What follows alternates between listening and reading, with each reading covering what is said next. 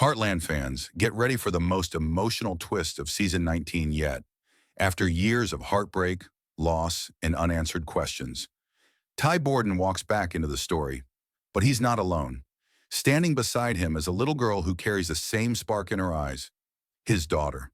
The moment he steps onto the ranch, time seems to freeze. Amy's hands tremble, Lindy stops in her tracks, and everything we thought we knew about Heartland changes forever. The episode begins with the golden light of dawn spreading across Heartland Ranch. Horses run through the fields, their hooves pounding softly against the earth.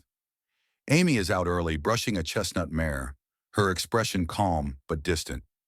She's been working harder than ever, maybe to fill the emptiness left behind.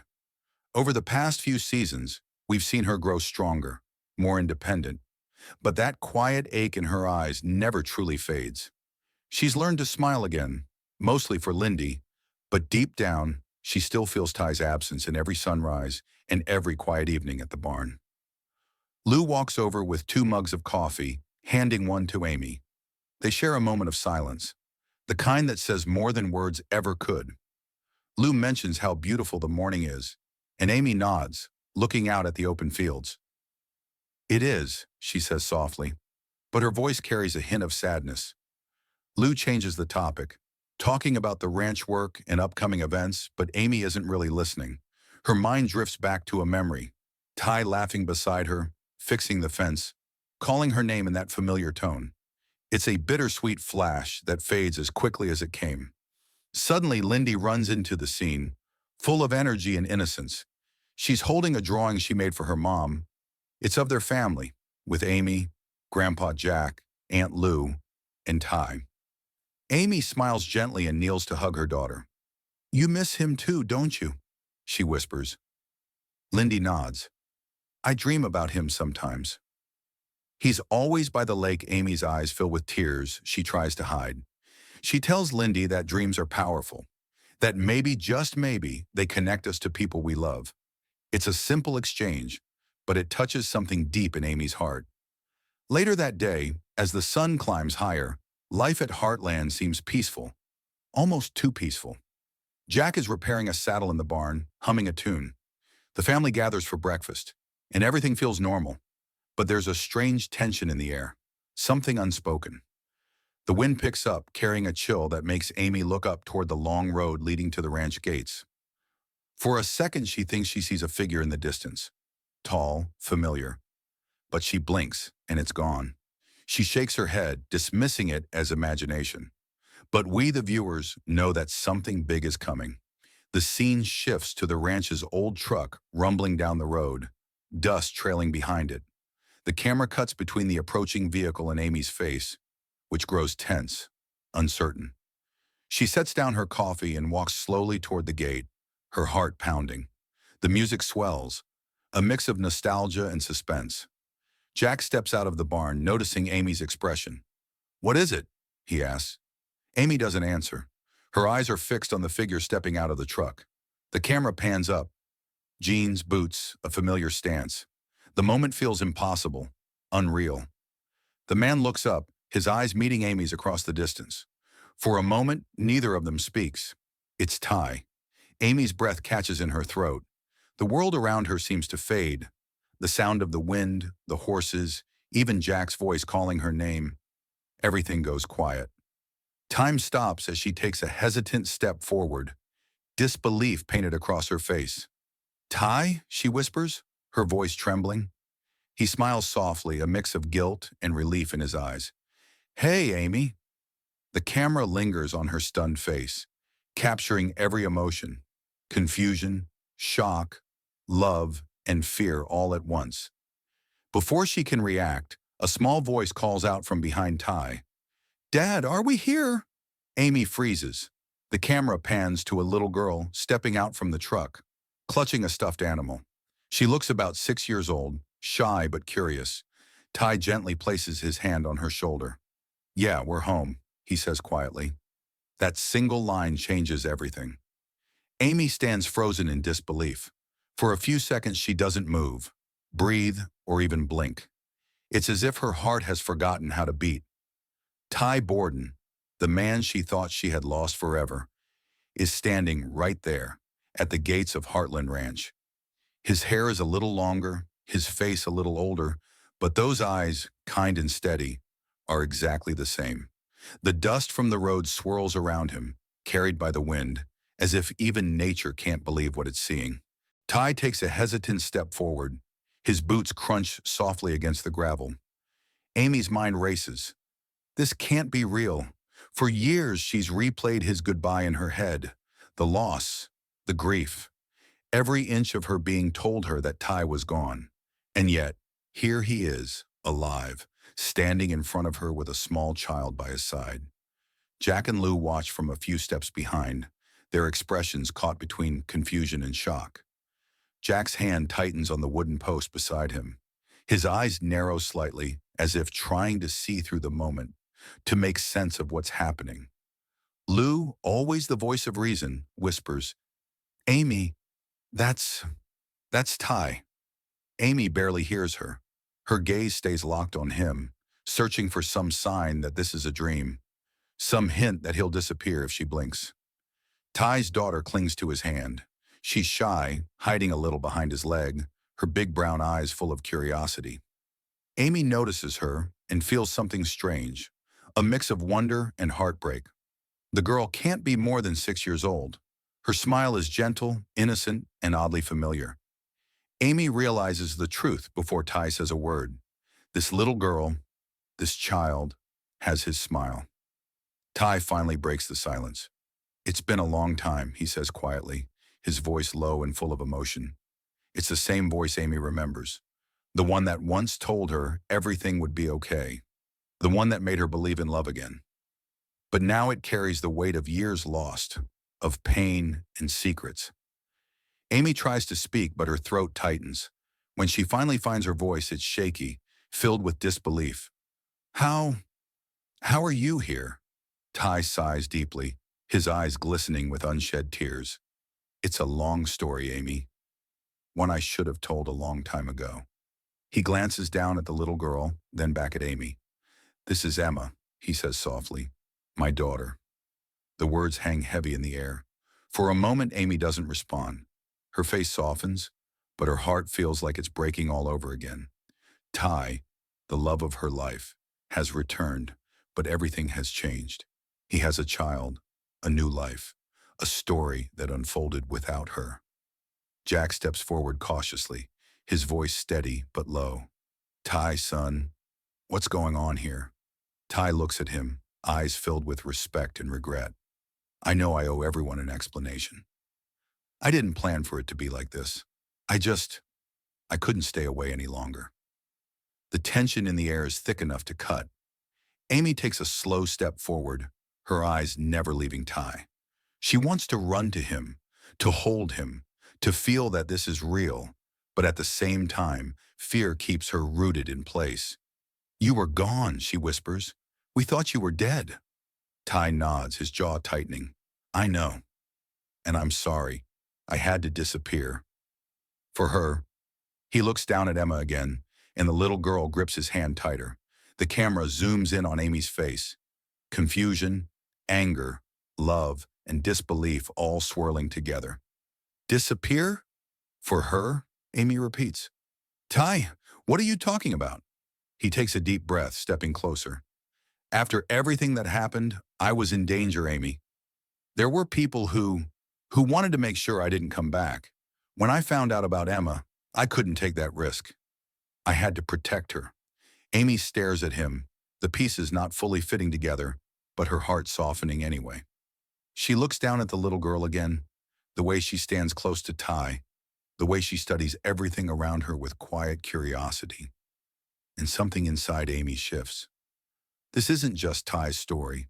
It's a story of survival, of sacrifice. Lindy runs up from the porch, her small footsteps breaking the tension. "Mom, who's that?" she asks, looking up at Ty and then at Emma. The two little girls lock eyes, a quiet, curious stare. Ty kneels, his voice trembling slightly. "You must be Lindy," he says. She nods shyly, clutching her toy horse. "My dad's name was Ty, too." The moment nearly breaks Amy. Tears fill her eyes as she watches her daughter speak to the man she once loved. The man who left, and now somehow has come back from the shadows. Ty's face softens. Yeah, he says gently, his voice cracking. I know. Jack finally breaks the silence again, his tone calm but firm. We should all go inside. There's a lot to talk about. Amy nods slowly, still dazed. She glances at Ty, unsure of what to feel. As the group walks toward the house, the camera lingers on Amy's face, torn between anger and hope. Inside the house, everything feels strangely quiet. The walls that once held laughter now hold questions. Ty looks around, his eyes catching on the familiar photos. The family memories, frozen in time. He reaches out and touches one, a picture of him and Amy from years ago, and his expression turns solemn. Amy watches him, still standing at a distance. Finally, she speaks, her voice quiet but filled with emotion. You can't just show up and expect things to be the same, Ty. He nods slowly, his eyes never leaving hers. I don't expect that. I just needed to come home. The music swells again, soft and bittersweet, as Amy turns away. Torn between the past she lost and the future that just walked through her door, the house feels smaller than before, like the walls have moved in a little, holding every breath and every secret. Amy stands by the kitchen counter, hands wrapped around a warm mug she's not drinking. Across from her, Ty sits at the table, posture careful, as if the chair might throw him if he leans too hard into this moment. Emma sits beside him, feet not quite touching the floor, eyes wide as she studies the room. She points at a photo on the wall, Amy with Lindy by the river, and whispers, "That place looks pretty." Amy smiles a soft automatic smile, then looks away. Her heart is in two places at once, past and present, both loud, both real. Lou sets out plates no one asked for, just to have something to do with her hands. Jack moves with steady calm, the kind that keeps a storm from turning into a flood. He pours coffee for Ty and water for Emma, then takes his usual seat, the one that says, "You can talk now. You are safe here." The quiet stretches until it starts to hurt. Amy breaks it first. "Tell me about her," she says, voice low but clear. "Tell me about Emma." Ty nods as if he's been waiting for that door to open. He turns to the little girl. "Do you want to say hi?" Emma gives a shy wave. "Hi." Her voice is small, but it lands like a bell in the middle of the room. Amy swallows. "Hi, Emma." "I'm Amy." Ty starts slow. He tells them he didn't know about Emma at first. He found out when she was a baby, tiny, crying, and already changing the shape of his life. Things were dangerous back then, messy in ways he didn't choose. There were people he had crossed trying to do the right thing. There were threats he didn't take seriously until one appeared on a door he was living behind. He left, not for himself, but for her, because sometimes the bravest thing is not to fight, but to walk away and make sure a child grows up without looking over her shoulder. "I hated leaving," he says, eyes shining, "but I loved her more than my own pride." Emma listens, every word pulling on old, tender threads. Part of her wants to run from the lie, from the years they'll never get back, from the way hope can feel like a trick light. But another part stays, a part that knows love is not a clean road. It's a path with roots and rocks and places you crawl. She looks at Emma again. The girl clutches a faded stuffed fox, its stitching loose near one ear. "What's your fox's name?" Amy asks. Emma thinks for a second. "Scout." Amy nods. "Scout is a good name." The small talk is a bridge, fragile but holding. Lou leans forward gently. "Where have you been staying?" Ty gives a town name and then another, places that sound like stops on a map someone drew with shaking hands. He worked with horses when he could, fixed fences, did odd jobs. He shows them a folded photo he's kept in his wallet. Emma at 3, covered in flour, grin too big for her face. Emma at 5, hugging a pony so small it looks like a toy. Emma asleep in a truck, wrapped in a blanket, on a night they couldn't find a room. Amy's chest tightens. Love is there in every picture, scrappy, stubborn, bright in the dark. Lindy drifts in from the hallway, drawn by the soft, careful voices. She sees Emma and edges closer, curious, brave the way children can be when adults are quiet. Do you like horses? Lindy asks. Emma nods. I've never ridden a big one. Just a small one at a fair. Lindy's face lights up. Mom can help. She talks to them. Amy glances at Ty. He looks back, and in his eyes she reads the memory of 1,000 mornings and the ache of all the mornings they lost. We can go slow, Amy says. To the girls, to herself, to time. Jack suggests fresh air. Outside, the wind is softer, the sky a clear blue that doesn't know about old wounds. Amy leads them to the corral where a gentle mare grazes. This is Daisy, she says. Emma steps closer, then pauses, looking for permission. Amy crouches so they're eye to eye. Hold your hand flat, she says kindly. Let her come to you. Emma does, fingers spread, palms steady. Daisy lifts her head, sniffs, then breathes warm air across Emma's small hand. The girl giggles, and in that small, bright sound, a heavy door in Amy's chest creaks open. Ty watches, silent and undone. He wipes at his eyes when he thinks no one is looking. But Amy sees.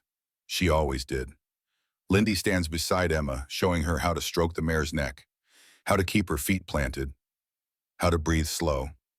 Two little girls, shoulder to shoulder, one with the ranch in her bones, the other with the road in her shoes, finding common ground in a quiet, kind animal. The picture is beautiful and painful all at once. Later, back inside, the talk goes deeper. Amy asks the question she has to ask. Why didn't you send word? Not even once. Ty doesn't hide. I wrote letters I never sent. I started calls I never made. I told myself that keeping distance kept you safe. But the truth is, I was also afraid you'd hear my voice and slam the door, afraid I'd wake the hurt I caused and never forgive myself. He pauses, voice raw. I'm not asking you to forgive me. I'm asking you to see that I tried to do right by her, and when it was safe enough, I came home. Amy stares at the table at a small scratch in the wood she remembers from years ago when they moved furniture and laughed the whole time. She breathes in, breathes out. You didn't just leave me. You left us, this house, this life. Her words are plain, steady, not cruel but honest. Ty nods. I did, and I carry that. Every day, the room holds the weight and doesn't break. Emma tugs at Ty's sleeve. Dad? He bends to her. She points at an old photo on the shelf. Ty and Amy by the barn, sun in their eyes, youth in their faces. Is that you? Ty smiles with a sadness that's almost sweet. Yeah, that's me, and that's Amy. Emma looks between the photo and the woman who helped her meet Daisy. You look happy, she says. Amy answers before Ty can. We were. The word hangs there, past tense and promise in one. Evening creeps in. Lou takes the girls to the porch for cookies, giving the adults a pocket of quiet. The air inside cools, and so does the anger, down from a boil to a steady simmer that you can hold without burning. Amy speaks first. I need the truth, not the short version, not the safe one. The truth, Ty nods. You'll have it. He starts from the start and doesn't skip the hard parts. Names, threats, fear. The moment he chose to disappear. The day he learned he was a father. The year he spent learning how to be on the move. He tells her about nights when Emma had a fever and there was no clinic for miles. About mornings when a stable owner let them work for food. About a stranger who gave Emma a pair of pink boots and told them to keep going. He also tells her about hope, about watching Emma feed a horse an apple and knowing that someday, somehow, they'd make it back to where the fences were strong and the doors were open. When he's done, the room is quiet again, but it's a different quiet, less sharp, more human. Amy wipes a tear with the back of her hand. You should have trusted me, she says. You should have trusted us. Ty's answer is simple. I should have. No defense, no excuse, just that. From the porch, the girls laugh, bright, rising, real. Amy turns toward the sound, then back to Ty. Whatever happens next, she says carefully, Emma is part of this now. If she's here, she's family. That's who we are. Ty's face breaks open with grateful relief, and he nods, eyes wet. Thank you. Amy lifts a hand, stopping him from saying more. I didn't say I forgive you. I said she belongs. It's a boundary and a bridge in one line, firm and kind at the same time. They step outside together. The sun has dropped low, painting the fields in warm gold. Lindy is showing Emma how to skip on the porch boards without making them creak. Scout the fox sits between them, propped like a guard. Amy watches the girls, and the pain in her chest loosens another notch. She can hold two truths at once: the hurt that was done and the new life that stands here in small boots and big eyes. She can be careful and still be kind. She can take her time and still open the gate. Ty stands a step behind her, not crowding, not claiming, just there. The wind shifts, carrying the smell of hay and sweet grass, and for the first time all day, Amy's breath settles. The road that brought them here was broken, but the ground under their feet is steady. The mystery of Emma is not a threat. It's a story, one that needs trust, time, and gentle hands. And that, more than anything, is what Heartland knows how to hold.